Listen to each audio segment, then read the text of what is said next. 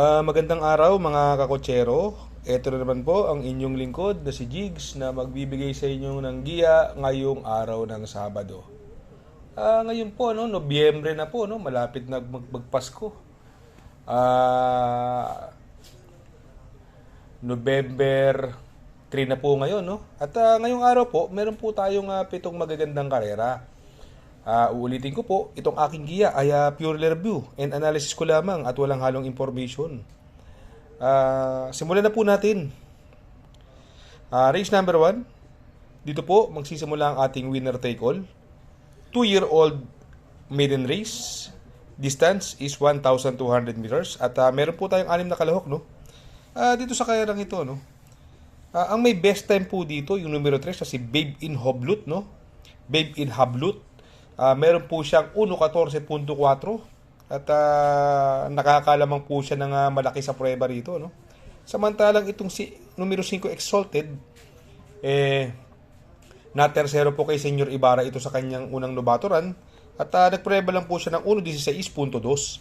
Kaya dito sa race number 1, sosolohin ko na po yan, no? Yung numero 3 na si Babe in Hablut.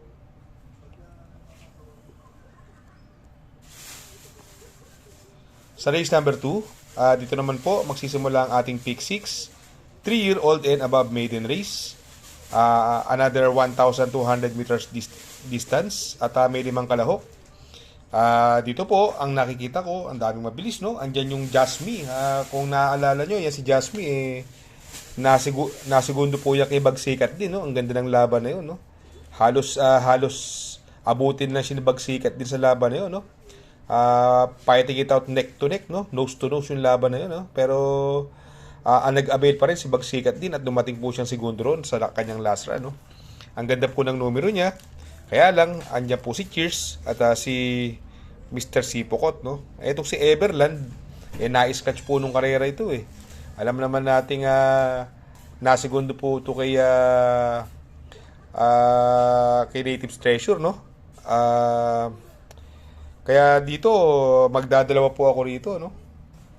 Doon po ako sa numero 2 na si Everland at ang panigundo ko naman po, numero 1 na si Just Me. Sa race number 3, dito naman po, magsisimula ang ating pick 5. Pilracom rating based handicap system race, class 4, 16 to 21 split. Dito po, distansya po natin is 1,400 meters at dito po may 10 kalahok. Dito po, ang mga pwedeng mauna po rito, no? Ang mga nakikita ko mabibilis po dito, no? Yung Money for Bipani, no? Ang ganda ng numero, no? At sakay-sakay po siya ng may gamay sa kanya, no? Ang nagbabalik na si JR Sargent de Ocampo, no? At ang tingin ko pwede magbigay ng magandang pressure sa kanya, no? Andyan si Guerrero Warriors at saka si Tenacity, no? Parehas napupunto rin po yan, ha? Kaya lang, para sa akin, nakakalamang sa numero yung numero 1, no? Yung dalawa, manggagaling pa sa labas, eh. At medyo malalakas din ang nilabayan ni Manny for Bipani, no? Sa tingin ko medyo mag-aang itong laban na to, no?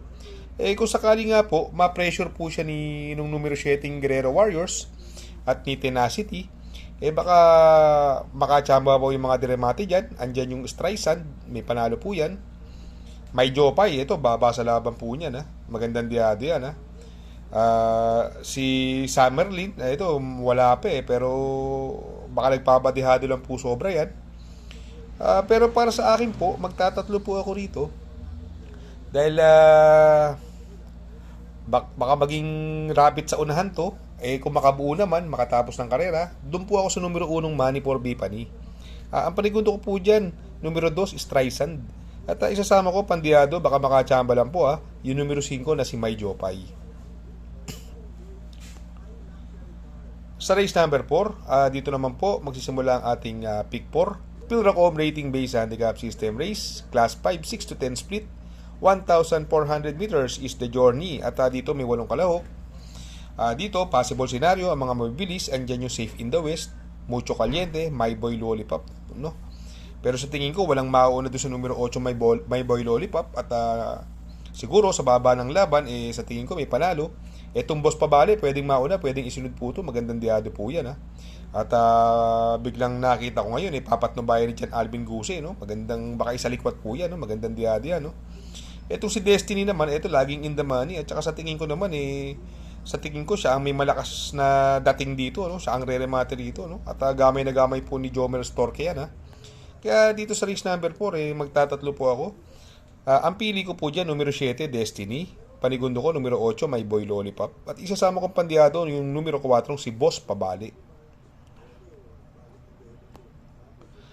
Sa race number 5, Pilracom Rating Base Handicap System Race, Class 5, 6 to 10 split. Another 1,400 meters distance. At dito may 8 kalahok. Dito sa laban nito, siguro hindi na makakalusot sa kanilang tatlo to. Yung Windstorm, Magical Sap, Gabel, at si Bang, no?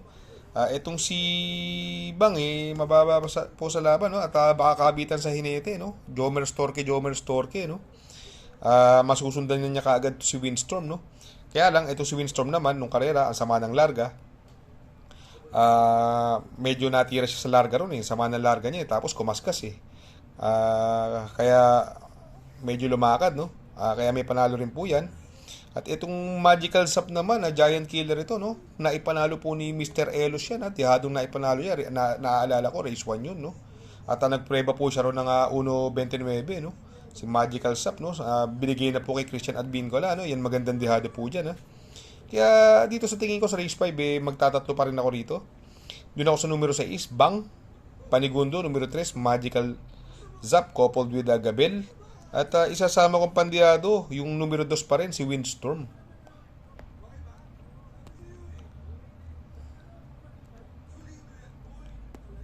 Sa race number 6, Pilracom Rating Base Handicap System Race, Class 5, 11 to 15 split. 1,400 meters ang distansya. At dito may 10 kalahok. Dito, ang napansin ko rito, no, nagbabalik po rito, no, yung numero 3, Kaboom, no? Ang baba po sa laban niya, no?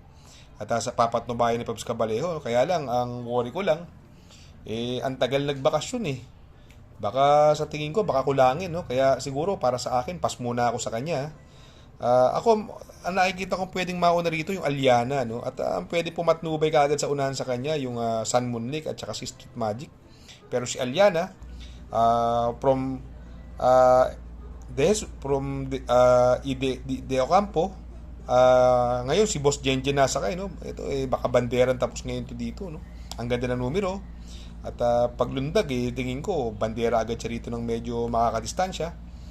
At itong Volleyball naman, bumaba ng laban, sakay pa rin ni Jeffrey Sarate. Kaya dito siguro magtatatlo ako rito, no? At nandiyan pa rin pala si Kalangaman Island, no? At gamay na gamay po ni Claro Espara dyan, ha? Kaya dito sa race number 6, magtatatlo po ako rito. Doon ako sa numero 4 ng Kalangaman Island. Parigundo ko, numero 9 na si Volleyball. At sasama kong pandiado, numero 2 na si Aliana. Sa race number 7, sa last and final race, Pilracom Rating Base Handicap System Race, Class 5, 11 to 15 split. Distance is 1,400 meters at may 10 kalahok po na maglalaban-laban dito. Nung karera, ito si Distant Thunder, mukhang inayaw po yan kay Go Aidan Go, no? Ang narinig ko doon, parang inilalayan niya po yung bandera doon, yung Victorious Angel, kaya lang, yun nga, inayaw siya ron sa karera na yun, at si Victorious Angel, medyo lumakad nung karera. Parang inayaw lang siya nun, ito namang si Sound of Silence, ito naman ang pwede magdala ng unahan dito, no? At sasakyan po siya ni Onyok, no? Magandang dihado po yan, Sound of Silence, Baka makabuo po ng area. At ang pwedeng lumimati naman dito, no? Yung numero 9 Snow White, na sasakyan ni JC De La Cruz. At lately, napaka-buenos na hinitin itong taong to, no? Kaya dito siguro sa last and final race number 7, magtatatlo po ulit ako rito. Doon ako sa numero 5, Distant Thunder. Panigundo ko, numero 9 na si Snow White. At isasama ko pandiado, numero 6 na si Sound of Silence. Good luck mga kakotsero. Sana po matapat ang ating giya at yung mga nakasunod, sana ay magsitama po kayo. Ako yung makikisuyo lamang na please like, share, subscribe, and hit the notification bell para updated kayo sa aking mga giya. Good luck po and happy racing.